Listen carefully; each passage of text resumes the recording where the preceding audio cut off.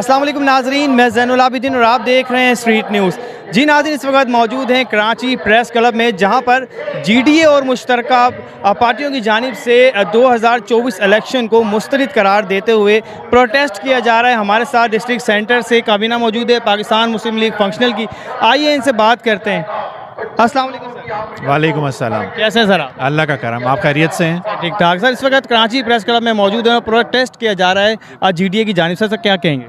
Sir हम इस election को नहीं मानते क्योंकि ये फेयर इलेक्शन नहीं है और हमारी डिमांड है ये इलेक्शन दोबारा करवाए जाएं और इस धांधली को हम नहीं मानते और पूरे पाकिस्तान की आवाम इस इलेक्शन को हमारी कोशिशें जारी रहेंगी और जब तक हमारे मुतालबात, क्योंकि जायज़ मुतालबात हैं और पूरे पाकिस्तान की आवाम के मुतालबात हैं, तो इंशाल्लाह हमारी ट्राई जो है, कोशिश जद्दोजहद जो है वो जारी रहेगी और हमारा अगला लायामल जो है हमारी क़यादत जैसे हमें हुक्म देती है तो उसके मुताबिक हमारा जो है वो बुनियादी हक है। ठीक है ना, हमारे पास हम पूरा मैंने एहतजाज कर रहे हैं और यही हमारा एक ज़रिया है अब तमाम जो है पूरी दुनिया को दिखाने के लिए कि ये एक रिजेक्टेड बिल्कुल इलेक्शन हुए और इंशाल्लाह हमारी पूरी कोशिश है कि एहतजाज रंग लाएंगे और दोबारा जो है वो इलेक्शन होंगे। सर क्या समझते हैं कि 2024 के इलेक्शन को मुस्तरद करार दिया गया GDA की जानिब से, क्या वजह है ऐसी जो मुस्तरद करार दिया गया?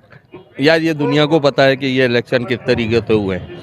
ठीक है, आज फॉर्म 45 को जो है वो माना नहीं जा रहा, फॉर्म 47 को जो है वो माना जा रहा है कि फॉर्म 47, और दुनिया के अंदर या हर जगह आप देख लें फॉर्म 45 को जो है वो क्लीन वो किया जाता है। मगर यह है कि इलेक्शन किस तरीके से ये आवाम को, पूरे पाकिस्तान को, हर एक को पता है। तो हम इलेक्शन कमीशन से कहते हैं कि ये दोबारा इसको जो है रिकाउंटिंग की जाए और फॉर्म 45 के हवाले से जो है इसको देखा जाए, तो इंशाल्लाह दूध का दूध और पानी का पानी हो जाएगा। सर री इलेक्शन कहने की अपील की जा रही है, लेकिन लगता नहीं है क्योंकि सिंध असेंबलियों में इस वक्त हल्फ उठाए जा रहे हैं।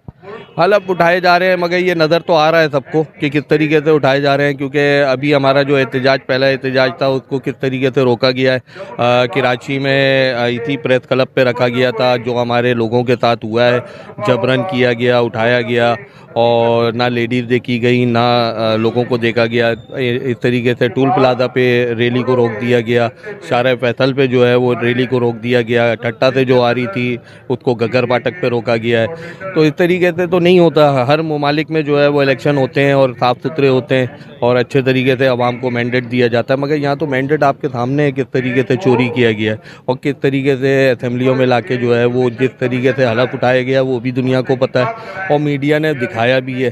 तो इन चीज़ों को मीडिया को भी जो है वो हाईलाइट करना चाहिए और मीडिया से हमारे को काफ़ी तवक्को है कि मीडिया जो है हर चीज़ को, सच्चाइयों को दिखाता है सामने लेके आके। GDA के आगे लायामल क्या होगा? GDA का लायामल यह है कि लाजमी है, क़यादत जो बेहतर समझेगी उस हिसाब से हम जो है उसको प्रोटेस्ट को जारी व सारी रखेंगे। एहतजाज को जिस तरीके से कॉल देते रहेगी इस तरीके से हम जो है अपने लोगों को लेके पहुंचेंगे इंशाल्लाह। जी बहुत शुक्रिया। जी नाज़रीन, देखा आपने, ये हमारे साथ मौजूद है पाकिस्तान मुस्लिम लीग फंक्शनल डिस्ट्रिक्ट सेंटर की क़यादत। यहाँ पर प्रोटेस्ट किया जा रहा है GDA की जानिब से और तमाम मुख्तलिफ जो पार्टीज़ हैं जो कि 2024 के इलेक्शन को मुस्तरद करार देती है। कैमरामैन मानी के साथ ज़ैनुल आबिदीन, स्ट्रीट न्यूज़, कराची।